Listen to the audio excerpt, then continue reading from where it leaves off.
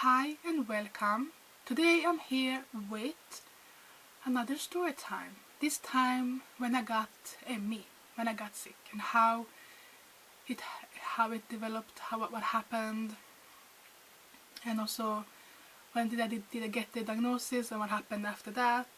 So this is my ME story that changed my life forever, sadly. So this started in the fall of 2003, but it's good to give you a little bit of more information before that. Here we go in high school from 13 to 15 for 3 years, and those grades we use to get into the gymnasium, that is for 3 years, 16 to 19. Then we graduate and then go to university, work, what we want to do later. And this for me, I got sick the second year at the gymnasium, and it's the grades that we get from gymnasium that we can use to go to university and other things. And I can tell you that at the high school from 13 to 15 I was a very happy person. I was living my full life. I had my own horse, I had my new best friends. We were 4 girls. We this best girlfriends group. You did everything together. You have movie nights, sleepovers, talk about my boys in school. I was living the teenage dream, and I was shy, but not like scared shy, but a little bit careful shy. But still, I had good grades. I know that, but I knew that I can study, but I didn't care to have an A or a B or a C. Just that I enjoyed it, and I know I was gonna be more focused to live and experience life, not study. So I didn't care to have an A. So for me to have a C or B was like good enough for me, but I knew I could do more, but I didn't want to waste time on that. But I can mention that I started to have some fatigue around 14, 15 when I gained weight, also probably with the lipedema. Because before that I was very easy, happy, always very bubbly and easy like that. But then I thought I had more moody times, but I feel like maybe I have more PMS that was coming. I feel like we sometimes have a second, puberty girls around 15, 16, 17, so it was probably hormonal. Because I did have bad period cramps around that time too, so I think I do have, I guess I have also in the motoris, I call it. I feel like that is what I have also. That is what caused me having more PMSD back then. But I didn't know then, but I started to feel like I had more I was more grumpy and felt like I couldn't keep my concentration to study. I was starting to have to catch up on things. But it was not bad yet. If I did notice. And I did go to doctors, but they just maybe just hormonal. And then it happened like this in the fall of 2003, my second year. But then my first year at the gymnasium when I was 16, I still had that feeling that I can't keep up. How can you do all of these things? I can't keep up. But still I could manage to do things well. And I was happy. I just kept going. But then it came fall of 2003 when it really started to tick, and I noticed that something is wrong with my body. And I have been physical active since I was 7 years old. I started with the ballet, dance ballet for 7 years old. But I noticed that I do get tall and very big, so I was playing ballet will not function for me. They want to have petite girls. But then when I was 8 years old, I started I got into the riding school. So then I let go of the dance ballet because horses was more important. So I know my body. I know I know how my body works, and before this, I have never had problems with my energy, with my I can do everything I wanted and more, So now it was fall of 2003. I was back at the gym after the summer, This was like in like August, September. I had bought the fall season card. That was a lot for me, so maybe it was like maybe 80 euro or something like that back then. I'm not really sure. It was a lot for me to be, you know, I'm a teenager, but that is what I wanted to spend my money on, because gym is important for me. And I was there in the spring season, and I didn't have much problems. And then I did start with the body pump as my first class back. And I know that body pump will hurt a lot. If you haven't done a lot of squatting and dog walking, you will hurt a lot the next day. So I knew to take it very easy, because I didn't want to have that much pain. So, and I knew it was the first class. I'm gonna do it very easy. I did only have like 2 kilos on the bar the whole time, like 1 kilo on each side. And then I think the class was like maybe 50 minutes, 45 minutes, something like that. They do a warm-up, then a little bit harder, then they do a cool-down. And like after like the warm-up, like first 15-20 minutes, I was done. I felt like I had done the class 2 times. I was so tired. I was like, what is this? I felt like I just like started to shake just to do a simple thing. So I was like, this is very strange. I feel so tired. So I had to like fake work out the rest of the class, because I didn't want to walk out and like disturb the rest, because I was in the middle of the class. So I was just thinking like, okay, you know, I just started school, you know, it's more a routine. Maybe or maybe also I have a virus in my body after school, you know, coming back to school, meeting all the people again. So I thought I would rest for a few days. I think I did rest for a week. Like if this was a Thursday, so next Tuesday I think I went to a spinning class. And the same thing happened. Only after like 15-20 minutes I was done. I was like, what is this? Like my legs was feeling weak and like empty. So again I had to just like fake workout the rest of the class. I think I continued doing that. I tried like every week again, and then maybe I rested for 2 weeks and I went back. So I did that a few times, because you know I had bought the fall season card and I couldn't get the money back. So I did try. I feel like it's September, October, but then I felt like I did give it up in the end, because I noticed that probably, you know, this is 20 years ago, and because it became very traumatic and I had to be in that traumatic place for many years. So the memory is very foggy, but I do remember a few things. So I'm not really sure like when things happen, but this is what I feel like happened in the fall of 2003 or something like that.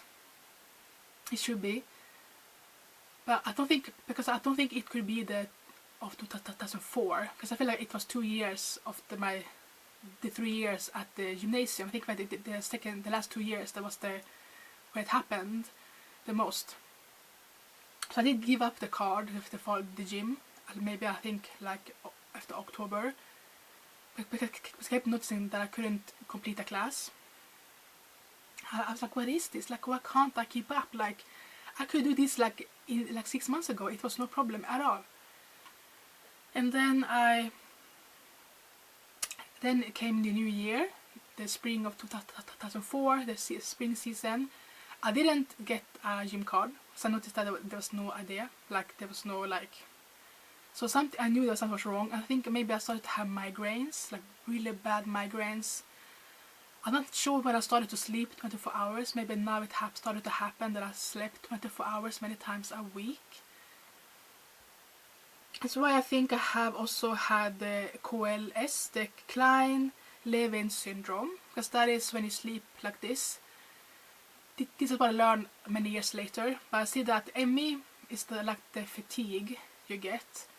POTS is that when you get tired from exercise. So I think I have ME with POTS and the Klein-Levin syndrome. And I read that it can come and go, and that's why for me it feels very strange, but it could, because it did come in cycles. It did go away for a few months. I felt like still those months I was still more tired, I had more migraines. You know, when you had those bad migraines, when you can't stand up, it hurts so much, you have to lie down. If you keep your head up, you will hurt until you start like to scream, because the volume will just go up until you lay down. it's awful. Because you try to push through, but in the end you have to stop because it hurts too much. And I started to miss classes a lot more. The teachers were starting to complain that I was not there in school enough. I was missing a lot of classes. And I know we had meetings like how to fix this, but I was like, something's wrong, like I'm sick. And we've been to doctors, but they can't find anything. And the school like couldn't help me. Like back then, they couldn't like, okay, you can go half time, do this. No, they just like go 100% or drop off 100%. That's like, I don't want to do that. Like I still can do something, but not everything. But that's like sad. I feel like still now, like it was good for a while, but now it's like do everything 100% or do nothing. Then you don't exist. Like, and that was like how it was. But somewhere in my mind, I was like, I'm gonna focus on the classes that I like and just let go of that. Once just play along that I will go there 100%. I will just do it, you know, my way. But I still got this. I don't know when this really was, but I feel like it was.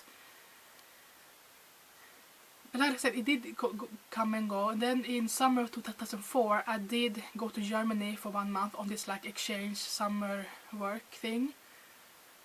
But it was a very calm place. I didn't do much every day, so I think that's what saved me, that I could do things.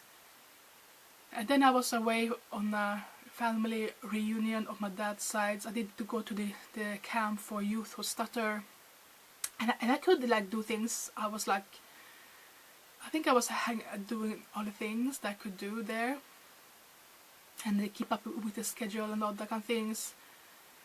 And then the fall came, the summer ended, the school started, and I feel like this fall was the worst. I think because I started to sleep, I had migraines, I missed school a lot again, and this, you know, was my senior year, my last year, and I know we had a lot of meetings with the principal, the person who like talk about your studies, and you know. And they were like, hey, you are missing too many classes, you're failing too many classes. Do you want to change like your, like, you know, I don't know, you know, I did go to in the socialism and the linguist side. So like community, social, with languages. Do you want to like change your courses? Like what they wanted to help me, but it's like, I cannot do it 100%. That is my problem. Like I felt like it doesn't matter what I change because I'm not gonna do it. It's not because they did treat me like I was school tired, that I was depressed, I was lazy or something like that. They didn't understand that something's wrong. And I tried to tell them that, but they didn't care about that. So we decided I had to go 1 extra year. But that last year was really difficult because I had more migraines, and now I also have, you know, panic attacks because I was like failing. I was getting all these complaints from teachers. They were chasing me. You have to do better, and they were thinking that I was just lazy and all that kind of things. School tired. Like I was like, it was horrible because I was like, I knew I was sick. Like something's wrong with my body. I'm not school tired. I'm fighting to still be here. But no one believed me. Of course I was having anxiety attacks, depression. I was starting to feel really bad. And that made my illness worse. Like I had more migraines. I didn't want to go to school because I was scared, you know. Will they notice that I'm not there? And I did, you know, I still kept with the classes that I liked. But you know, I was still like hunted by the teachers. Like, you're not in school, like blah blah. So it was a nightmare. I mean, but I did keep up my, like, I tried to just be as normal as I could and do what I could do. And then came the graduation day. I was allowed to graduate with my class, though I didn't have the points to have a diploma. But I think they did that because they knew that I had been fighting for 3 years. I had done my best, so it's good to still be allowed to celebrate that and feel a little bit normal, to go in a normal pace. But I did go back for a 4th year. So, but then I didn't participate in the graduation the next year because I'm done. But still that year I felt I had a little bit less sleeping, I think. But still, I slept for, if I didn't sleep for 24 hours, like 3-4 times a day, a week, I still maybe slept for 16-17 hours, and that's still, you missed the day, and I couldn't control when I slept that much. So it was just like to wait when I'm gonna wake up again. And that's how it was, you know. I slept for 24 hours, maybe 2-3 times a week, sometimes once a week, sometimes 2 times a week, and maybe sometimes 3 times a month. It was really like come and going, and the hard thing is I didn't know when I had to sleep 24 hours, you know. It just came, and then I have to like miss things and lose things, and especially if I knew I will have a test on Monday, you know, I don't want to sleep then, but I couldn't control that. So, you know, I lost everything, the control over my life. I was like sick, and people was like chasing me because I wasn't in school, and almost like punishing me because I wasn't in school. And they had no understanding, no empathy, no sympathy. Like, it was like ice cold. So then the 4th year went by, and I still wasn't up to the points to have my diploma, but had done my 4 years. And but they told me that you can go to adult school later and fix this. I was like, okay, then I will do that. But I knew that I need to rest for a year or two. Like, I need to have a break to rest. So I did that. But then you know, have to be in the written into the unemployment agency, because here you get some unemployment support each month. But you have to do things, programs, searching for jobs and all that. So I did that, but I knew that can't work, but I did that just to have money. So again, I had to like a little bit manipulate, but I did that because nobody believed in me still. I went to doctors, but they couldn't help me. They always sent me to that this is a mental health problem. I understand they looked for schizophrenia and like bipolar and stuff like that, because I think they come out around 15-16 on girls mostly, or females. I think it comes a bit later on males. So I knew they were looking at those things. They did go to the youth psychologist. So I remember they looking for, but I started to have anxiety attacks. So I had to go to talk to someone. But still, they didn't understand why I had these attacks. So I felt like I was just feeling like, you don't listen to me. Again, another doctor, another psychologist, another doctor, don't listen to me when I'm telling you something is wrong.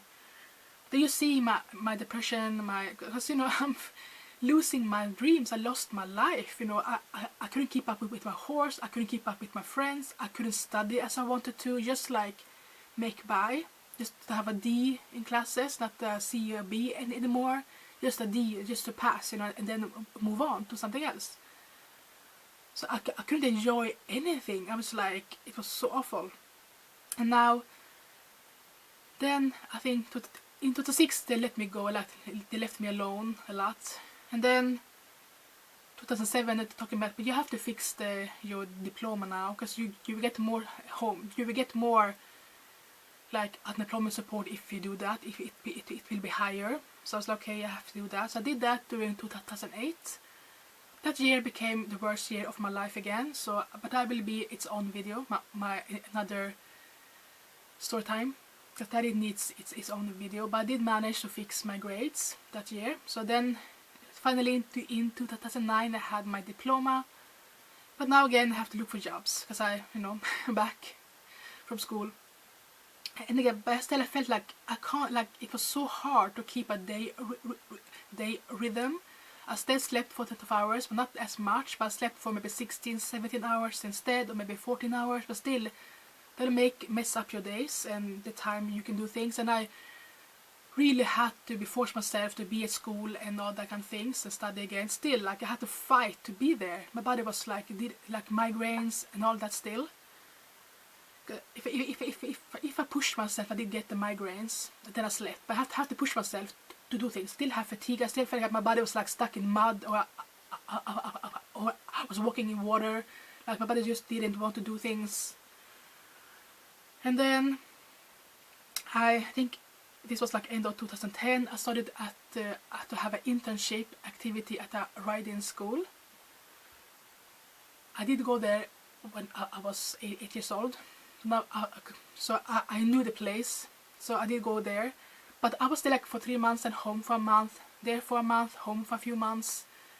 I always had to be on sick leave after a few months. I couldn't keep it up, not even 6 months. I always had like be on sick leave again for a few months, or a week, a month, or it is going up down. I was there for a month, home a month, maybe there for 2 months, home a month, there for 3 months, home 2 months.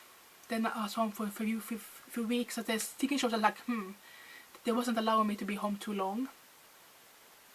Then it was 2012 and I had a breakdown.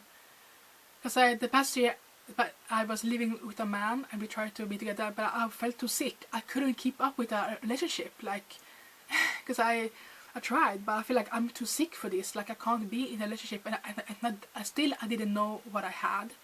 And then I did notice that playing couple, I was breaking down. Like I was like I have to like fall down, but I can't because I have to have money. So we did end it the relationship in December 2011. I said that I have to let you go because I can't give you anything yet. Like he wanted children. Because now I think he was like 27, 26 years old. I was like, I have no idea because I'm too sick. My body's still not working because I didn't want him to miss out on having children. Because you know, you're young, you can still fall in love again after me. And I told him to go because if we stay, we will hate each other. It's better we say goodbye in a good term. So we did that, but it was really hard. I loved him so much, but I knew that was the right thing because the disease had taken so much from me, and I didn't want it to take something from him more, and drag him down with me. Yeah. So now it was 2012, like February, around this time. I was at the riding school, but I started to cry. I was there. I was so exhausted. I was crying from being exhausted. So I called my doctor. Like, you have to find what's wrong with me. I cannot do this anymore. Like, something's wrong. I tried for 10 years. And I can't even do something for 6 months, and I break down. Like I sleep more, I'm more pain. Like I cannot walk. I'm falling. I have to be in bed for 20 hours. I can't walk. I'm standing up just from me being stubborn. Like you have to help me. Like I cannot do this anymore. You have to find what's wrong with me because something is wrong. Like I'm pushing myself so hard. I try to live normal, but I can't. Like I cannot do it. So the doctor did write me on, because I had been on sick leave, I think, or maybe also Christmas leave already during like December and a little bit of January. So he did write me on sick leave again, and luckily my mother saw Emmy in one of her magazines. Like she gets, I think, weekly or monthly, and she showed it to me. And because you know, I've been searching for an answer like all this time, reading about different illnesses that are rare and unknown. And this article was still also about a girl around my age. She also got sick like around 15, 16 years old. And I showed that to my doctor. I told him, I didn't show the paper, but I told him about Emmy. And he did go to his doctor database. And he looked, and he said, yeah, I think this is what you have. Because he had, I think, known me from now for maybe 2-3 years. And you know, they did do an MRI on me. I think maybe I was 23 or 4 to check my brain, so there was nothing wrong there because I still had the same problems, and they did what they could, my doctors. So they still didn't know this was something unknown. So I showed that, or told him about Emmy, and he looked it up, and he's like, yeah, I think you have this. And they have, Emmy has been disease in the 1940s. It's been like, it has its own number. It is a disease. It is an illness, a disease. It's been like cleared to be a disease. And the doctors can see what tests they will do to give you this diagnosis. So he did that. So he started that because it would take a while to do all the tests and get through it all.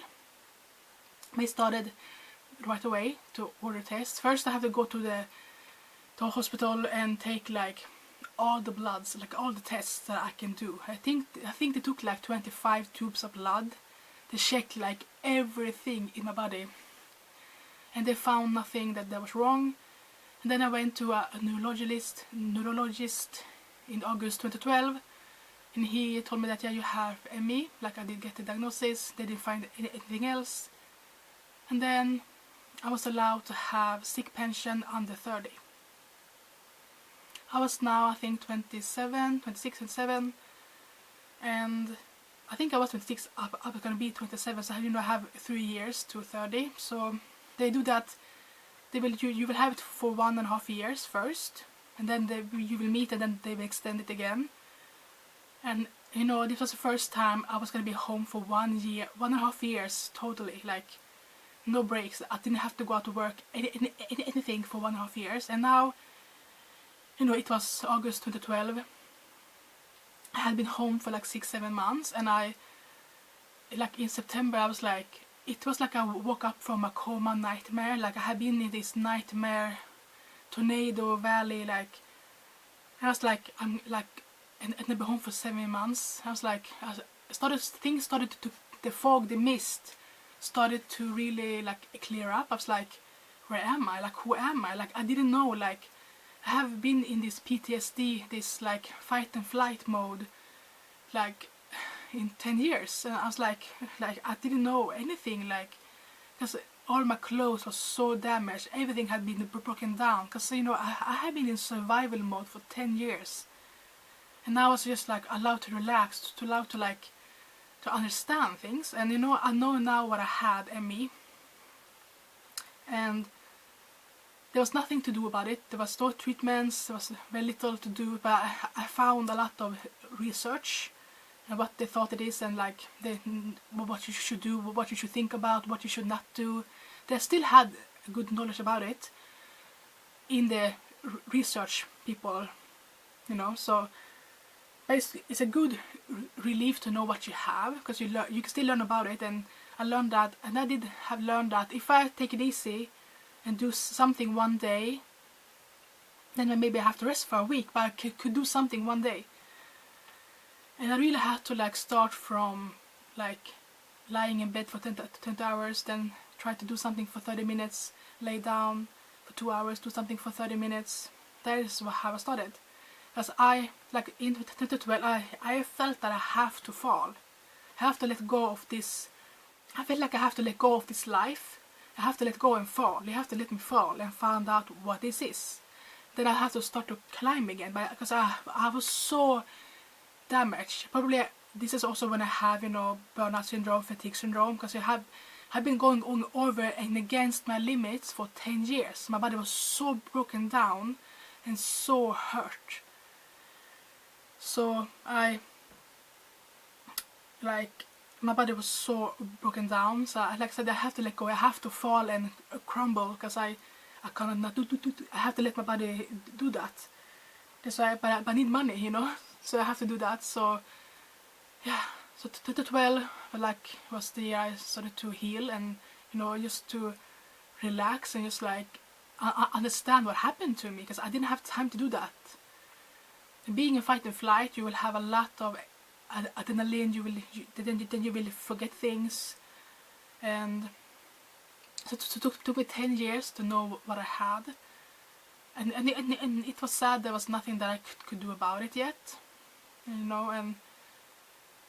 but that I was allowed to be the best, like be the way I am. So I was home for 1.5 years, and I felt like I started to heal. I still slept 24 hours many times a month. I still had, also when I slept on less hours, maybe 16 hours, I still was up at night. This is very strange. My body wants to be up at night, not during the day. So I have to fight that, and I became very isolated, because I could be awake from 1 a.m. to 1 p.m. Then I have to sleep. So be up at night by myself. I'm happy, so happy that I have internet, that has saved me. YouTube have saved me, because that is accessible every day, all night, all day, because it's daytime somewhere else in the world when it's night here. And I spend a lot of my time in bed because I had to recover. So I had to be like bed bound and just like lay down and sit up, because I had hard times to stand up. I had hard times to sit up. My body couldn't hold me up. I really broke down and started to slowly, take walks again, like maybe 15 minutes to 30 minutes once a month, once a week. So you slowly came back. And I felt like it was like my body was like coming back. And then, but I still have migraines. I knew when I pushed myself too much. But also, I was now, but since I turned 18 and 20, I could go out clubbing, to bars, and that is what I did, because at night was when I felt the best, and that is what you can do at night. And I don't go, like, I never was a person who got drunk. I never understood that, because if you get so drunk, you don't understand, you don't remember anything, you don't have fun. That is when you want to forget things. I could go out sober, because I like to go out, to dress up, to dance, meet people, listen to music. I love to dance at the club. So I can drink like just 2 drinks or 3 drinks, not to be drunk, because it was good, tastes good, but just to be social and to do something. So yeah, so, and also that my friends, they worked, so they must be free in the evening and nights, so that it worked well to have friends and stuff like that,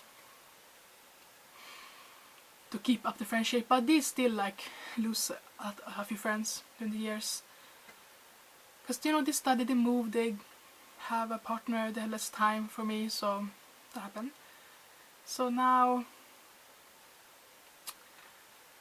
and then the last time I stopped sleeping for 24 hours in 2016, it was the New Year's Day 2016. I stopped sleeping 24. I did sleep the last time for 24 hours, then it went away.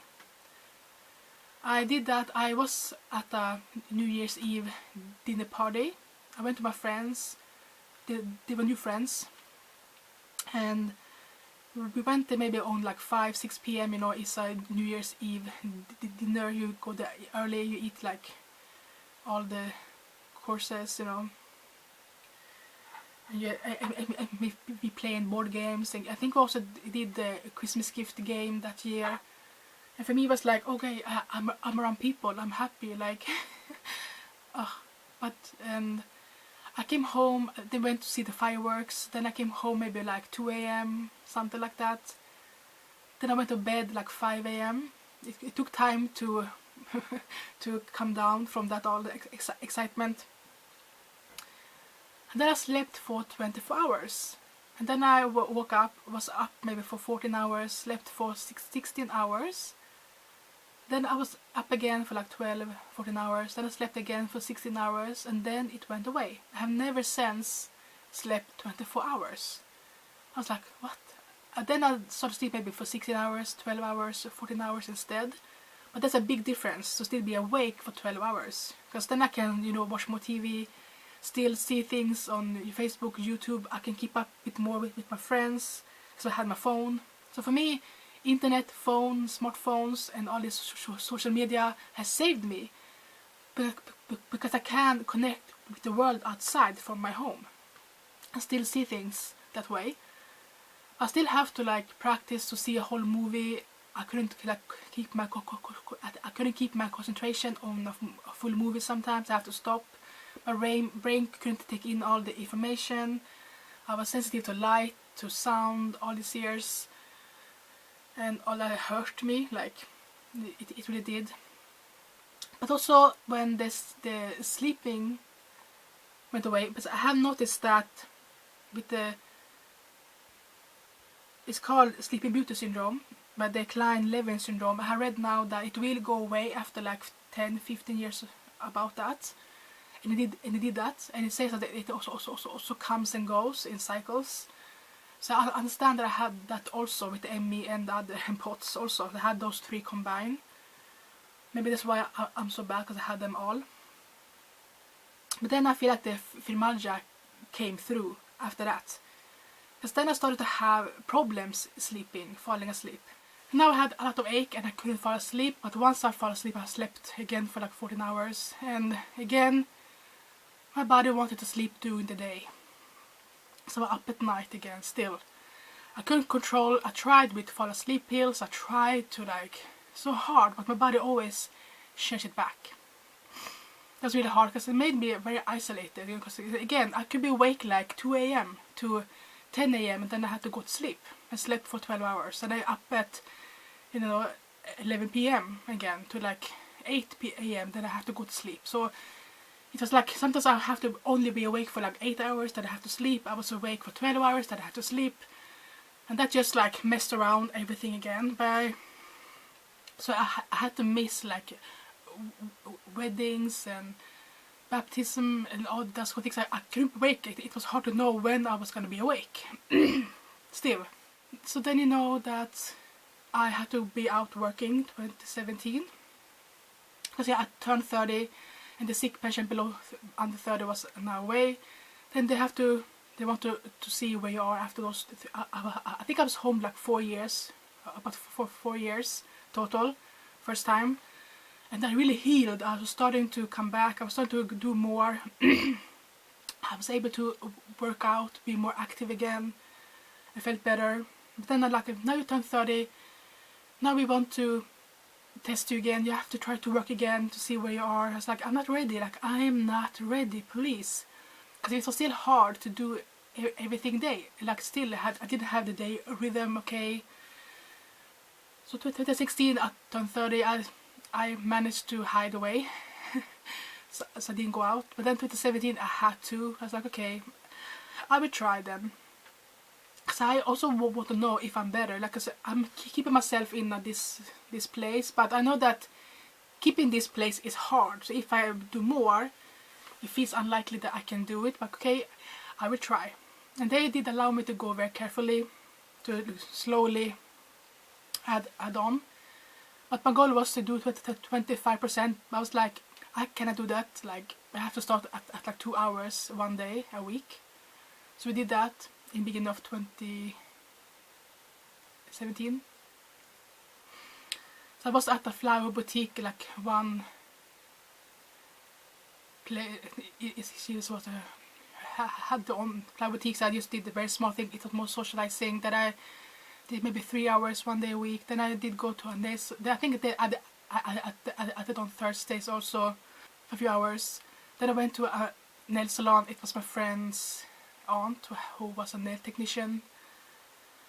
So I was there for a few months, like 2 months. But then I needed to have somewhere I can, be more like active, to have actually, what do you call it, job, things to do, because they are more like socializing, doing small things, a bit of cleaning and dusting and stuff like that, organizing. So then I was at a second-hand store, and from June to December of 2017, I started with like 1 day a week, like 2 hours. Then I was there for I think 3 hours one day. After summer, I added on Thursdays, like 2 hours. Then September, October, I think I added on, I would say 8 hours. So Tuesday 4 hours and Thursday 4 hours. But I was starting to break down so badly. My migraines were back so badly. Every Saturday I had migraine. I could wake up with migraine, because I had so much pain in my head that I woke up from the pain. I started to sleep again. Not 20 hours, but a lot. I was like, I couldn't move. Like Wednesdays, my body was so tired that I couldn't move from the sofa. I was like, I was shaking. I was having blackouts. I was like, so bad again. But I didn't want to go back home. Like, I don't want to be sick. Like, I want to be normal. I was working on the 27th December, the last day, and on the way home I had a blackout while driving, and I was like, I could have died. I was like, never again. you have to accept that I am ill. You know, you have to accept that. Sadly, I am. And I don't want to die from a car accident because I did too much. I was like, never again, I'm gonna do this again. That day I said, never again. I'm never gonna be this broken down. Because again, this was like back in 2012. I was like, I have to let go. Like again, I have to crash. I have to like be allowed to just... I don't think I was as bad in 2017 as 2012, but I felt like I was going there. And I don't want to pick myself up again. I don't want to be able to have to be in bed, sit up for 30 minutes, then stand up for 15 minutes, lay down again, start again. I don't want to do this do this again, because I've done that so many times. Every time I was home for a month or 2 months, I have to start from being in bed, sit up, learn to walk again, to stand up again. And all this time I don't clean, I don't do things, I can't cook. Luckily I have my family nearby that I could eat at to survive. So, because I have done that recovery a few times, like I have to be in bed for like, just learn to sit up, to hold my body up, and you know, and slowly extend that. So 2018 I started again with, from January to March I was in bed for like 20 hours. I couldn't sit up that long, so I have to have my laptop on my belly, just survive like that. Slowly come back, because I have learned how to do it. So in March, April I started to be better. I could be more active. Still a lot of pain, like the ache and pain is so bad, like you're dying because it's so hurting so much. Yeah, so that's, I feel like it's the Emmy story that I know you know the rest from 2017. It took me a long time to recover from it. Like now I feel like it took me like 7 years to recover. So I lost again 7 years. But I can talk about the ME, when I learned about it, that the ME is like a stroke, but on your autoimmune system, like our auto system, the nervous system. Then you have to reconnect everything again. And like with a stroke, you don't know what will come back with time. Some things you have to relearn again, and it will be like come back again. But you will mostly have some damage that will never come back, and that is for me that is my energy level. I've learned that I have only about 25% of active energy a day, about 4 hours a day. So if I work, I will take away those hours. That's why I can't do that, because I only have 25%, maybe 30% a day. That's 4 hours of active energy to film, to cook, to clean, all that. That is like my base. I can push it 6, 7 hours, 8 hours to do something fun, but I know I have to pay for it afterwards. I'm borrowing hours from the next days. So 2017 did taught me a lot about me and where my body is and how it's functioning, because I could feel, because now I was more like maybe mature and ready to see my body, and I didn't have the stress yet and the anxiety for a while. So I could really see my body, how it functioned, and also that, you know, I gained weight. I was now 140 kilos. I looked like I was 9 months pregnant. That was my body was protecting me from starving, because I had been starving for many years. When I was sleeping 24 hours many times a week, that's not good for our bodies. They think we are starving, we are dying. Then it will start to save everything we eat. So I was really heavy, because, you know, and the ache I have, that because my skin was stretching from gaining volume, not weight, but volume also, and weight. So I was hurting everywhere. It was awful, and I don't understand, like I cried all the time because I was so hurting so much. Anxiety attacks, and it was so bad. I learned that I have about 4 hours. I still have that, but now I feel like, now 7 years later, thanks to medication, thanks to me knowing what to do, I have known my body, I do pacing, I'm feeling better now. Now I wake up, you know, it's been a long journey, and it takes a long time for the body like to hang on to the next step. Like it's maybe 100 steps before you come up to the next level and feel a little bit better. And that is hard to always have to like taking the steps, and sometimes you have to take a break. Like now I'm happy where I am, I don't want to be better, but you also want to be better. I think that that's also a lot of the, the fatigue syndrome, the burnout syndrome.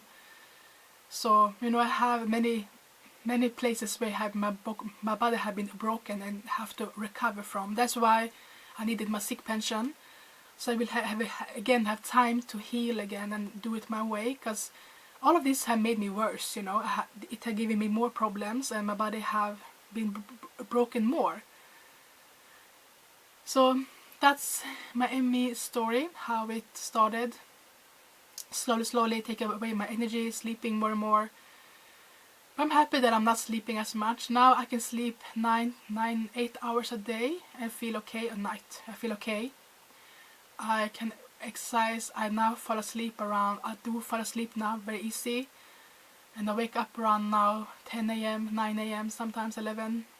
It depends, but still for me to be awake before 12 is like a dream. Like it's something, it's a luxurious to be up early and to see the sun. And yeah, so I have more subjects to talk about. I will talk about my driver's license. It was a fight for me. My life has been a fight in so many ways. It's not fair, I feel like, but that is how it is. So thank you so much for watching this video, if you've been, because I think it's an hour long or more. Let me know what you think about my story. Are you also struggling with something similar like I have, like with fatigue, burnout syndrome, struggling in many years, and being allowed to be the best you? Because I feel like now I'm being allowed to be the best I can at my level, to find my best, and I'm gonna do that. I'm not gonna I'm not gonna oh, I'm sick pension, I'm sick, I'm bad. No, this is time for me to find my way, to find my best, to be able to heal in my way, because I know that if I do things the pacing the right way, I will get better.